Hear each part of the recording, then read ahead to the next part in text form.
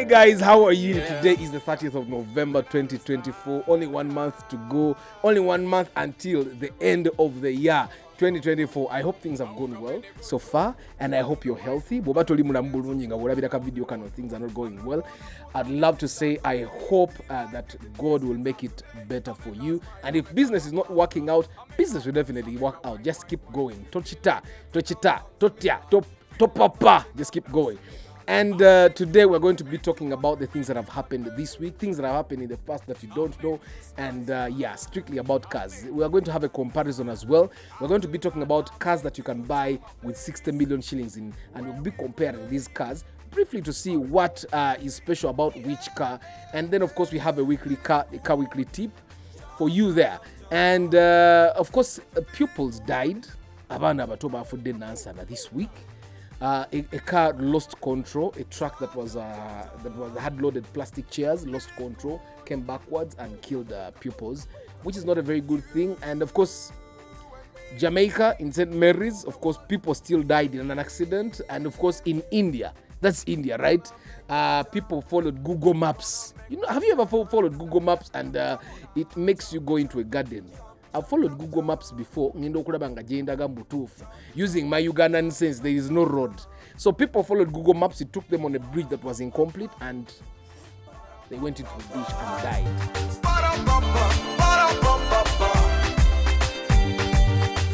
Right, let's start with the three people that died in India as they were headed out to a wedding.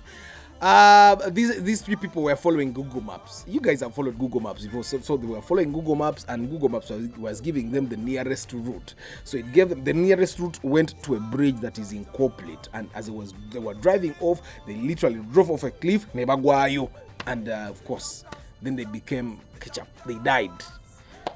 Such an impact is really strong. It was a really strong fall, and they died. Now, people have been, of course, questioned. The person that is in charge of Google Maps in India has been questioned. The Minister of Works has been questioned. Like, okay, why is it that there is a bridge that is under construction and someone drives all this way and there are no signs to say that the bridge is incomplete or there is construction or that goes slow? Because I'm imagining even if you are going very slow, you imagine ngoli kukaruma, you are at these bridges the Kampala Express, 10 kilometers per hour. If you're not unable to see that the bridge is incomplete, you will probably die, or if you don't die, you become crippled. So people they followed the Google Maps blindly, and I think they were, how we be going for a wedding. So they said they were going to a wedding that is in Uttar Pradesh. You know how you be heading out to a wedding, you're conversing. So this is what these people were doing. They were in a good mood. Probably some of them were even tipsy. So I think nobody actually noticed what was happening in front of the bridge. But I think the issue here should not actually be the Google Maps, because I'm thinking there was a road before the bridge or something. So Google Maps sees that this is happening because the government has gazetted this as a road. So Google Maps obviously sees, because no one for Uganda, you guys have seen Uber, and in Uber map twakwesanga either the maps that are in the app there or Google Maps. Now map yes galira bekubo kumbe bazimbawo de ekizimbe. I'll give you an example here in Wandegea. You see what ekizimbe kibayita Vapas. Then there is a building before that. Chalicha Bagamba, Chalicha Umugenzi Kawesa, Yari AIGP.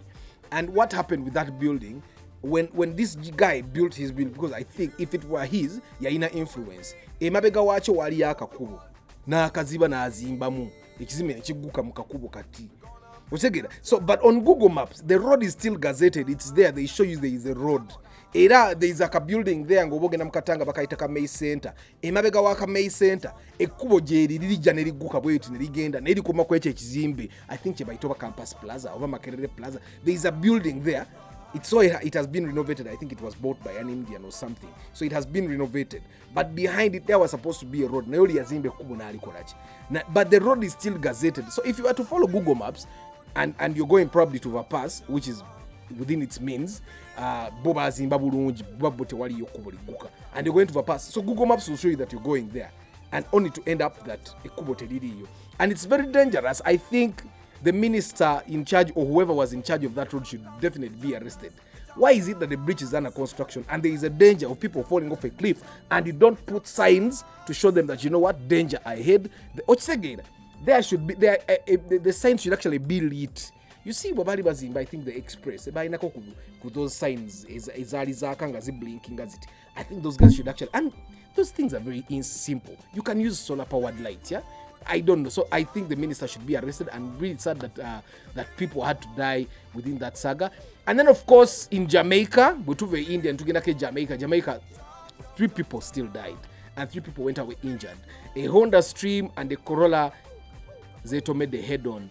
And it was 2 a.m., which is totally understandable. And I normally encourage people to not drive at night. I remember there is a time we were headed to Mbarara, that is around 2018. I think I bought it like this week. Then the next week we were headed out to Mbarara for a show. And we were driving in SC. I had like 3 people in the back. Another person we tried to nyumia na ye, our production manager nga tunyumia nemugamba atofa yogwe webake ne yebaka. So I thought when I put very cold SC and it blows to my face, I'll not sleep. Bro, I dozed. I dozed. I don't know, when I woke up, nze nazuka mpugura ngamvayo. A global bus was headed towards us. The global bus hit the side mirror. The global bus, guard ya global, yaita ku side mirror na ina awugura na deri. Nangi nempugura. That's how I don't know how I woke up. And that's before my son was born, because my son was born in June, and I'm talking about around Feb, I think. So we were going to die like 5 people because global bus go yaka VTs, you know, those old model VTs. That's how. So if you're going to be driving in the night, sleep during day so that you're well rested before you head out. So these 2 people, the Honda Stream went off yavude muleni ayo negenda nekuba Corolla. Abasatu bafiriddewo, abasatu bali mu ddwaliro. And this is probably something that we should be. People like to travel at night, especially when they are going up country and all. Recently, there's someone that brought a Noah from Soroti to Kampala. In the night, they started traveling at 12 a.m. and they reached this place at 7 a.m. Of course, they were coming slow, but Soroti is definitely far. But if you can drive during the day, please drive during the day. At night, it's very easy for you to doze. I remember there's another time I drove at night. It was an emergency. I was taking a sick child to Mbale. You know that Mbale, the Mbale hospital. And I drove at starting at 11 p.m. I was really tired, but I was the only person that could drive that child to the hospital. So Nagena Sumagida, at that time I was driving a Mark II Musota, and I kept driving and I'd keep going off the road. I'm telling you, Ngamvako, but I don't know so many people that can drive manual cars. Finally, we got there, and when we got there, I think I dozed a little bit. That's how serious that issue was. And then we drove back. During the day, you'd be surprised at night I did not really sleep that much. I was dozing, but during the day I wasn't dozing. So guys, if you can avoid driving at night, please leave it. Sometime ago kali kavuga ekyo bakaitaka boy. Musajja mukulu kati naye bamwita boy oba ali abiki oba anywa biki. Guy drove us at night, drove us during the day. He did not sleep. Ngate tasumagira na kusumagira. Nze nampaamu ekiro ngenda okulaba nva ku kkubo nenzire bali parking na go parking achi oba anywa anjaga. So if you can avoid driving at night, there are 2 cautions here that you should know. One happened in India where people followed Google Maps, and another happened in Jamaica when people slept. Definitely that was a question. That was an issue of sleeping. Don't drive if you're sleepy, don't drive if you're drunk, and don't follow Google Maps like nothing. For one Uganda, Google Maps is a bantu. Bangambye bwe mba nvuga nsanga omutwe gwa omutigwa gw'omuyembe. Just know Google Maps temanyi mutigwa muyembe. The people know omutigwa omuyembe. I remember nabadde nvuga Kawempe yesterday. Nensanga nga jamu wali ngoyingira ku 5 mungi. Nenzirayo mpite no Kawempe Mozili mwanzukire kubo yayiro nagobirako aba taxi nze nerimbula. Kendo kula abantu benalibuza bonnanga baana bato. So one, Google Maps are good, but in countries like Uganda and India, because India looks like it's really like developed, but we might be more developed than India. That's why the Indians are coming to Uganda. That's why the Indian. Why else would they be? I want to go and do business in India. I want to go and relocate to Dubai. Of course, in those Uganda, Dubai, Yabayindi. That's why they are coming here. Kakati. We are still third world. India is definitely third world. It is the first world. Kakati. Bali wanonga banji. Okitegeera nga bakola emirimu gye tukola nga tulina computer shop nabo balina computer shop okitegeera. But regardless, Google Maps are good, but don't overuse them. Don't drink and drive. Don't drive when you're tired. And in Nansana, 2 school kids were killed and 5 other people were injured when a lorry that was carrying plastic chairs rolled back. Now, this is a common occurrence. I've been telling you time and again, when I'm going uphill, if a lorry is in front of me, I try as much as possible to overtake it. If you're going downhill and the lorry is behind me, I go aside and piss. Why do I do that? These lorries in Uganda are old. When the government was stopping old cars from coming into the country, they did not stop lorries. They stopped our small cars. I don't know why they did that. Badi was stopping a Morocco is lorry and kadde ne bagamba bano bagende beole. Because now we have Sinotrucks, Sinotrucks come brand new. The thing with lorries is some of them, they use gas. Now, gas oyo wagwamu. Emoroka yerekera okusiba, clutch yerekera tewali kiddamu kukola.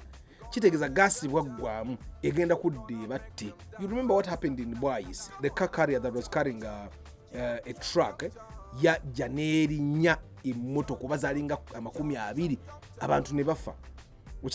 So I find that you need to be really careful. You're going downhill, keep in the side mirrors and driving mirrors so that when the time comes for you to save yourself, you save yourself. Then, this is another thing that pedestrians probably do. Remember in last week's edition of the Car Weekly Roundup, we talked about how more pedestrians die in accidents than the people that are in cars. It's probably because pedestrians care less when they are walking. They just walk nagarari. I know pedestrians have rights, but pedestrians should, and if you have kids, guys, drop your kids. Now, these 2 kids, they did not die because they did anything wrong, but simply because they don't know what place is safe. And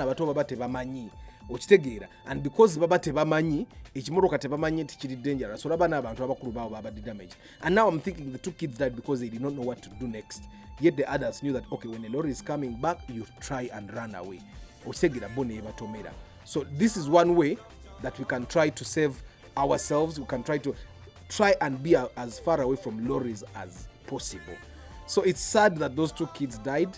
And for the guys that drive lorries, the guys that have lorries, make sure you maintain them on time, and also make sure that you don't park on steep hills, because when you park on steep hills, take a HGNG. So it's sad what happened in Nansan. That should not happen to anyone. And may the souls of all the people that died this week due to cars and road accidents and injuries, may their souls rest in peace. And guys, according to the Africa E-Mobility Alliance, 30% of all vehicles sold in Africa are planned to be e-vehicles, electronic vehicles, by 2030. And when they say e-vehicles, they mean either hybrids or fully electric, but mostly they want to go fully electric. And the Africa E-Alliance says and Uganda is one of the members. Rwanda, Kenya, Tanzania, and all these guys are doing stuff to make sure that they are working towards the goal of 30% of vehicles sold in their countries being vehicles. However, I went ahead and went to the website and explored it and saw what was happening there. Rwanda is the best performing.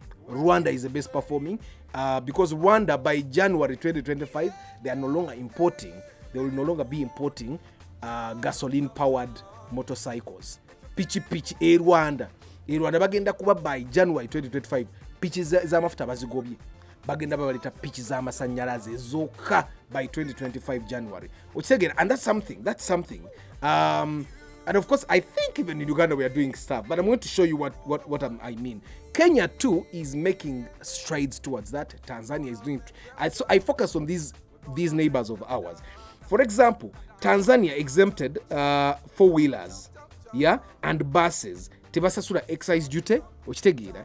And of course, what abasasura bwebera hybrid sasura muko, but the fully electric don't pay at all. And of course, Uganda Uganda basoka ne baleta incentives. I don't know what is happening in this country. I think people be fighting themselves in there. Now, before 2020, in 2023, they had the hybrids and e-vehicles were not paying tax, okay, like import duty.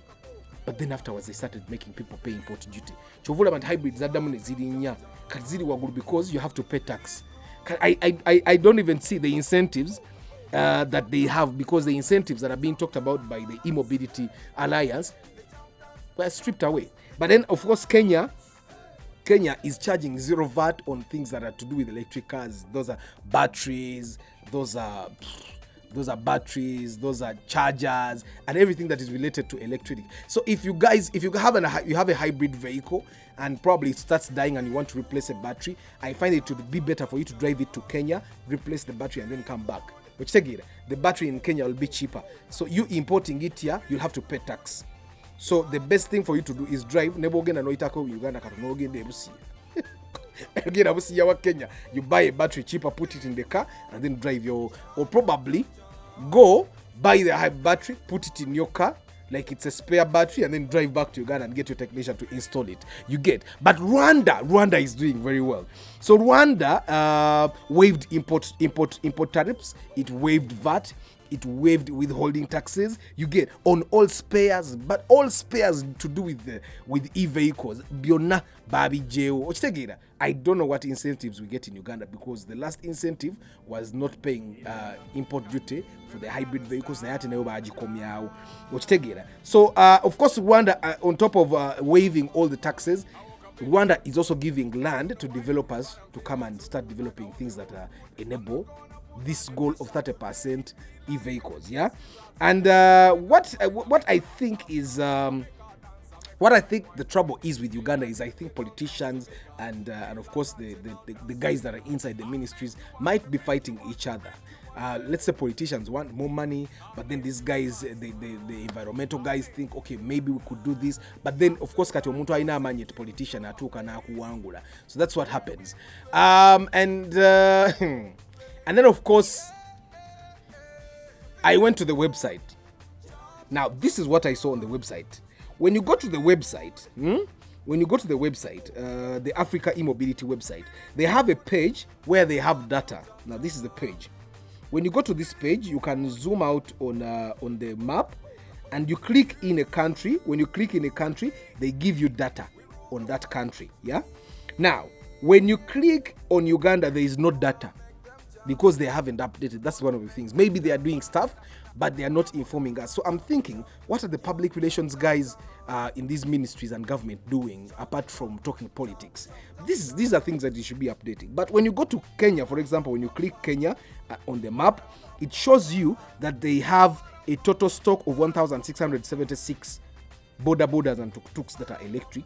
They have a total of four-wheel and small cars and light trucks, 205 in stock, and annual sales, they sell about 15 of them.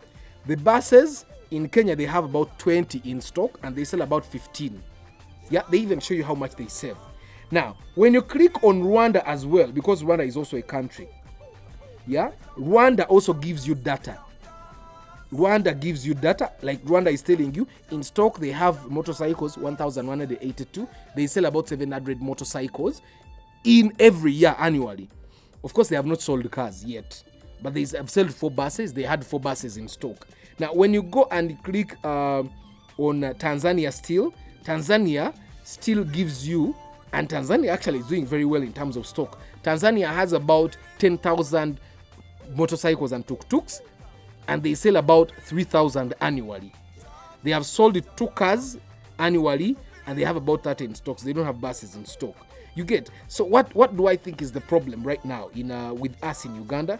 It's that we don't have straight information. We don't have a straight system. Yeah, investment is hard. The taxes are not here today. Then tomorrow the taxes are there. So we are unpredictable. Our politicians, especially the MPs, I don't know if it's a thing to do with voting uneducated MPs. MP azuka kumachara sinayogera mpandikira yo kigundi awo chi police document wampandikira yeteka nditwali, and they take. And the educated ones, you can imagine educated MPs like Minister Honorable Sarah Opendi, they are dealing with marriage. Marriage is not really the biggest problem, but she's bringing a marriage bill instead of dealing stuff like this that could benefit us. Yeah. So the political environment, I find that in Uganda, is affecting our development and our progress in terms of EV. And then of course the 25% import duty that was inserted, put back on the EVs, really it was also at 25%. And then of course Ugandans are poor. Majority of them are poor. Abamu ku bannayuganda be mulaba bavuga emmoroka ez'emiliyoni 3 gy'alina talina kirala mmoroka gy'alina ng'ekyobugagga baavu. And then of course we have poor reporting and implementation of good policies. We have seen it even with traffic laws, the land, everything that we do. So you have a lot of challenges, but I hope that the government, even when they have not updated the information, I hope that the government is actually working towards us getting to 30% EVs imported. That's what works for us because nothing to saving. But I find that cars that will be costing 120 million should be definitely costing about 80. The cars that are costing 60 should be costing around 40. People will buy them if they cost that much. So, but anyway, you can go visit the E-Mobility Alliance website now. We begin a mass so maybe probably have not changed, and maybe someone from the Ministry of Energy sees this, or Ministry of Works, na chidaba public relations officer. Baba kolachi na abiraba nagenda natereza kyayino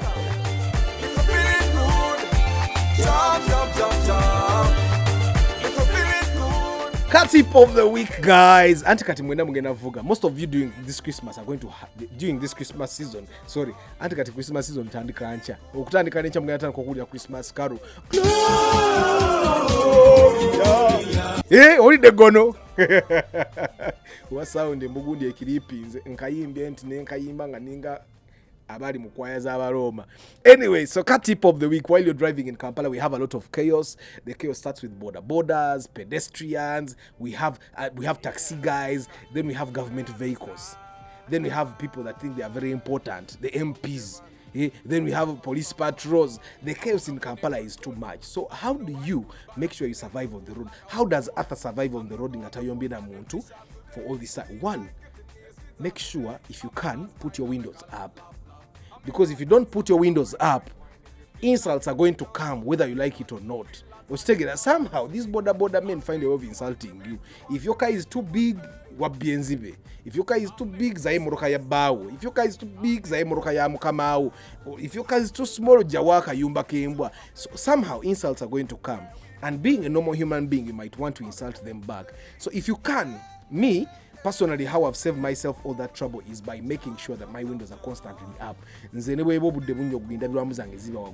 Why? I'm one person that doesn't take things lying down. And recently we have seen with alien skin, if you beat people, so you need to be very careful. Now, what are we going to do? One, and I've talked about this so many times, plan your journey ahead. If you're going to be driving to Ruwero, know how many kilometers are there. If I drive at 60 kilometers per hour, how much time do I need to get to Ruwero? Plan your journey in advance so that you top up. Sometimes in bangi zako okupapa, then I have my kids in the car. If I have my kids in the car and then I get an accident and then they have to go home and then my car is parked at police and then a lot of bad things can happen because you didn't plan. So personally, I plan ahead. So plan your journey in time. And then of course, be calm. I know it's not normal for Ugandan to be calm. From the time we are born, our mothers shout at us, our fathers shout at us.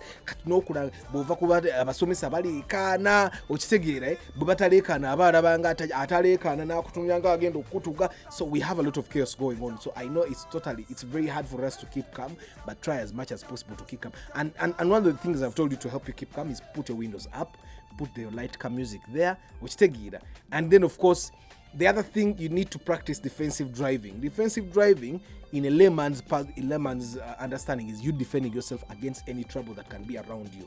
You need to drive knowing that the person either in front of you, behind of you, or in the side can be stupid anytime. So you drive knowing that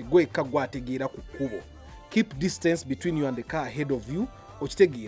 and don't make sudden changes, don't make sudden changes of lane. Bajja kutomera abana Uganda tebategeera bo tebamanyi defensive driving. They think defensive driving is you defending other people, but defensive driving is actually you defending yourselves. And then of course, yeah, I did write this, but it doesn't make sense. Tokuba ngombe, kube ngombe, wane Kampala kube ngombe. In Europe and America, tokuba ngombe, wane Kampala ngombe. It's, you know, the horn in Kampala might be the thing that is standing between you and border people banning you. I don't know if you get what I'm saying. Because the border will be riding their motorcycle and they're absent-minded or they're thinking. The moment you knock them like this, ogenda kusasula, ogenda kuliwa, and you don't want that. Your horn is very... So I know Mercedes-Benzes and Volkswagens and BMWs, a lot of them don't have working horns. But use your horn. And then of course, when you're driving on the road, try and be predictable on the road. By being predictable means take your indicator to wait it out. Take your indicator so that the people behind you can know that you're going away. And of course, I've seen most of you guys don't know how to get off the road. If, for example, you're driving like this, going that direction, and you're going off to the right, some of you guys, it's like you're driving a trailer. When you're going to go off the road to go the driver's side, go to the center of the road so that the people behind you can go, the people this side can go, and then put the indicate and then keep signaling to the people that are coming towards you to give you the right of way. And even when they give you the right of way, yeah, and of course, while you're driving, remember that in Uganda, the weather can be very unpredictable during this time, especially. If you're going to be driving in places that normally flood when it rains, have alternative routes as well in mind. So that's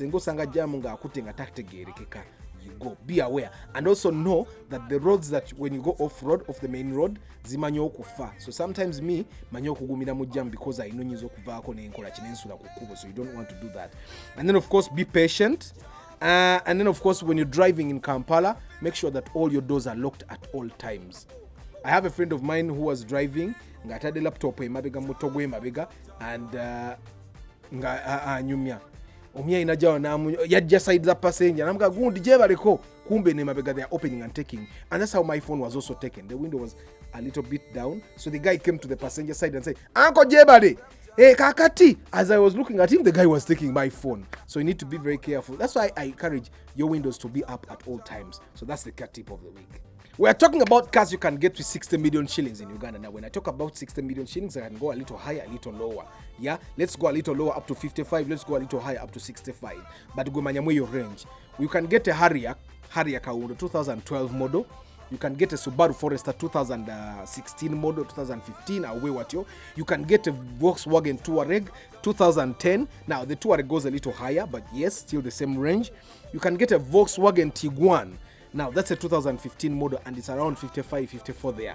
You can get a RAV4 2012. You can get a Vanguard 2012. You can get a Nissan X-Trail 2015. Now, you can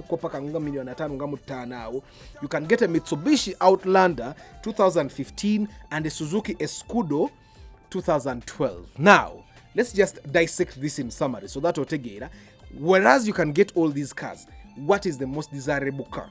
Now, if you're going to be getting those cars, of course, the RAV4, Vanguard, and the Harrier are literally the same car. The Harrier is much more comfortable than the RAV4 and the Vanguard. But the RAV4 and the RAV4 will probably outlive both these cars. But the Harrier is much more preferable by Ugandan standards. Even the Vanguard is liked. The Vanguard has trouble with its steering rack, but other than that, it's a very good car. Now, these three cars, zonazija ne 2,400cc and 3,000cc. Yeah. Now, practically, the RAV4 and the Vanguard will mix both city and off-roading. Yeah, will mix both city and off-roading. Now, if you're looking for a car that is much more comfortable, that has a lot of amenities, then that's when you go start looking at the Volkswagen Touareg and Tiguan. Now, the Touareg and Tiguan are troublesome. Today I've been talking to one mechanic who is my friend, and he has been telling me he knows a client of his. Buli weekend a motoka lwevayo Tiguan ye ate evayo negenda mu garage. And it's new. Si Tiguan nti yagula nkade yajetandikira wano. So it's important that you understand if you're looking for reliability, the Volkswagens might actually be very comfortable, but they're not very reliable. Ziffer and you can't know what will be breaking down. Now, the Suzuki Escudo and Subaru Forester, Suzuki Escudo and Subaru Forester and Nissan X-Trail. Let's say Subaru Forester and Nissan X-Trail have very good four-wheel drive. So if you're going to be off-roading a lot, the Nissan X-Trail and Subaru Forester are your cars. Now, of course, the Suzuki Escudo and Suzuki Escudo will go together with the RAV4 for city driving. The Suzuki Escudo 2012 we are talking about can also be known as the Grand Vitara. They can be known as the Grand Vitara as well.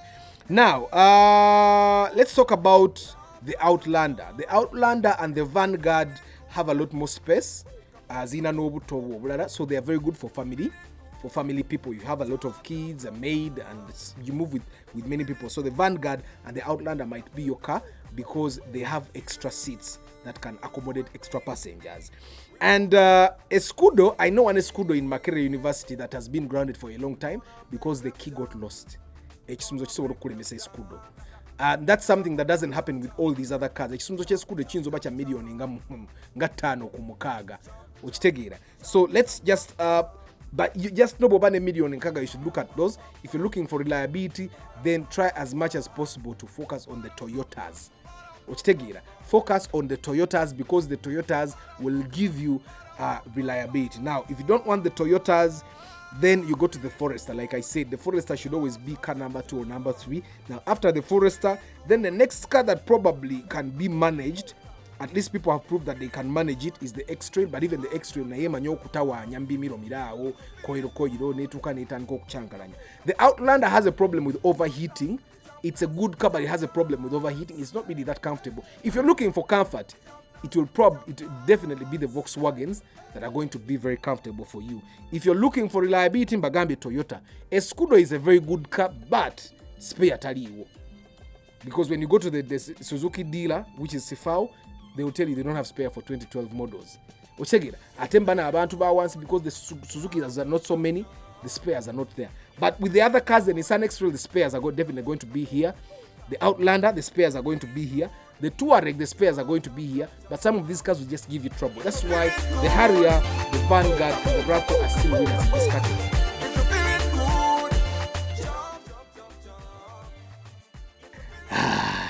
It has been a good time, right? Oh, that's your if you are watching this end of the episode, then you have definitely watched the entire thing. 30th November. I wish you a very lovely start of the week of December.